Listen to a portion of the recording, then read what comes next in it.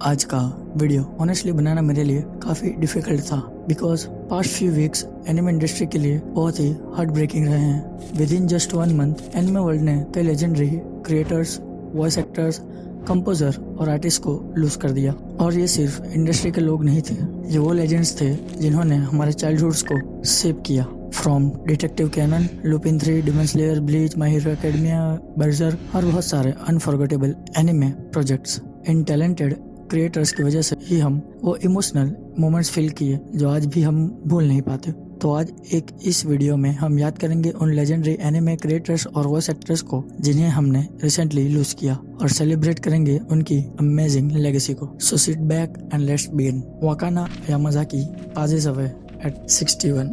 सबसे पहले बात करते हैं एक ऐसे वॉइस एक्टर्स की जिनकी वॉइस एनिमे हिस्ट्री का पार्ट बन चुकी थी। Legendary Wakana Yamazaki sadly pass away on April 18 at the age of 61।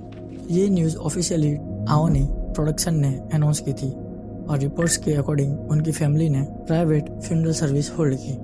अगर आप डिटेक्टिव कैनन के फैन हो तो आप डेफिनेटली उनकी वॉइस सुनकर बड़े हुए होंगे। Wakana Yamazaki was best known as the voice of Fran Mori. 1996 से लेकर ऑलमोस्ट 3 डेकेड्स तक उन्होंने रैन को वॉइस दिया, और ऑनेस्टली स्पीकिंग रैन की इमोशनल पर्सनालिटी को इतना आइकॉनिक बनाने में उनका बहुत बड़ा कंट्रीब्यूशन था। और इंटरेस्टिंगली सिर्फ डिटेक्टिव कैनन ही नहीं, उन्होंने काफ़ी पॉपुलर एनिमे कैरेक्टर्स को भी वॉइस दिया था, including Meiko Akizuki from Marmalade boys, Koan from Sailor Moon R. और एक इंटरेस्टिंग फैक्ट, जब वन पीस की original Nami voice actress Akemi Okamura maternity leave पर थी, तब एपिसोड 72-79 में टेम्पररी नामी वॉइस भी वाकाना यामाजाकी ने ही दी थी। ये क्लियरली शो करता है कि एनिमे इंडस्ट्री में उनकी रिस्पेक्ट कितनी ज्यादा थी। फॉर मेनी एनिमे फैंस उनकी वॉइस चाइल्डहुड मेमोरीज के पार्ट था। May she rest in peace. Yuji Ohno dies at 84। अब बात करते हैं एनिमे म्यूजिक वर्ल्ड के एक ट्रू लेजेंड की। लेजेंडरी कंपोजर और jazz pianist Yuji Ono passed away on May 4 at the age of 84। Reports के अकॉर्डिंग वो पीसफुली स्लीप में ही पास अवे हुए ड्यू टू नेचुरल कॉजेज। अगर आपने कभी लुपिन 3 देखा है तो चांस है कि आप ऑलरेडी उनकी लेजेंडरी म्यूजिक कंपोजिशन सुन चुके हो। Yuji Ono was basically the music identity of Lupin 3, specially Lupin 3 का आइकॉनिक ओपनिंग थीम।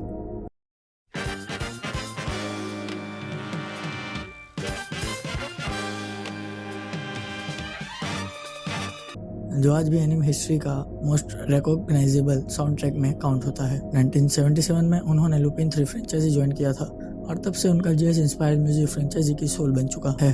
उन्होंने लाइव कॉन्सर्ट भी परफॉर्म किया है with their famous band Yuji Ono and Lupintic 5। But Lupin 3 के अलावा उन्होंने कई क्लासिक एनिमे प्रोजेक्ट पर भी काम किया था, including Captain Future, Space Adventure Cobra, Marine Express, Prime Rose. Honestly anime music industry में उनका इन्फ्लुएंस बहुत ह्यूज था।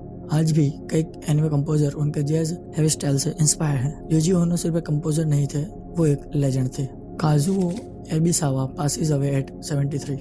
अब बात करते हैं एक ऐसे क्रिएटर की जिनका नाम शायद हर एनिमे फैन को इंस्टेंटली याद ना हो, लेकिन उनका वर्क हम सब ने डेफिनेटली देखा है।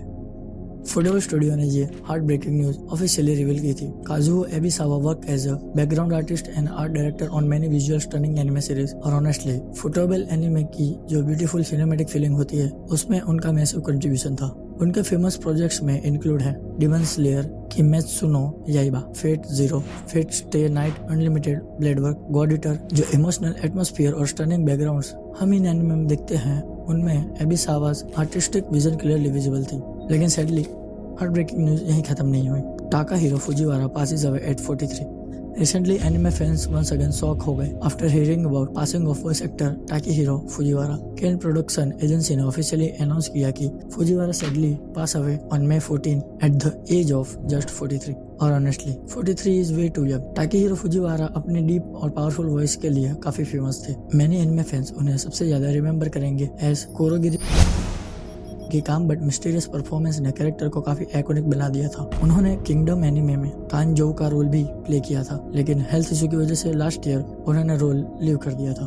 और उनके other popular anime roles include zero में गूजबैट in Bleach, 1000 year blood war. Anime के अलावा गेमिंग वर्ल्ड में भी उनका ह्यूज कंट्रीब्यूशन था। ये voice character in detective Pikachu, Batman, Arkham shadow, the king of fighters और डीबगिंग प्रोजेक्ट में भी उन्होंने काफी अमेजिंग वर्क किया। फैंस सोशल मीडिया पर इमोशनल ट्रिब्यूट शेयर कर रहे हैं और ऑनेस्टली ये क्लियरली शो करता है कि उनकी वॉइस ने कितने लोगों की लाइव्स टच की थी। May he rest in peace. Honestly speaking, this month has truly become one of the saddest months for anime fans because behind every amazing anime series, her emotional soundtrack, her unforgettable scene और her iconic character किसी न किसी talented creator की years of hard work होती है। वाकाना Yamazaki की emotional voice acting, UG ओना का legendary music, काजुओ एबिसावा की beautiful art direction और ताकेहिरो फुजिवारा की powerful performance, ये सब anime history का permanent part रहेंगे।